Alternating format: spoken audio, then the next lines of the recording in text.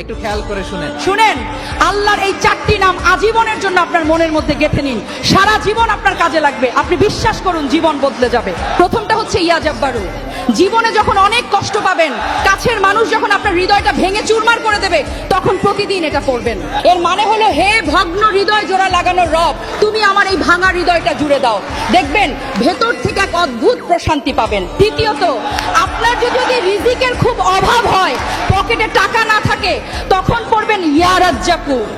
এর মানে হচ্ছে, হে অসীম রিজিক দাতা, তুমি আমার রিজিকের সব বন্ধ দরজা খুলে দাও। তৃতীয়ত, আপনি যখন ভীষণ ডিপ্রেশনে থাকবেন, টেনশনে যখন রাতের ঘুম হারাম হয়ে যাবে, তখন পড়বেন ইয়া সালামু। এর মানে হলো, হে শান্তির মালিক, আমার অশান্ত মনে তুমি শান্তি ঢেলে দাও।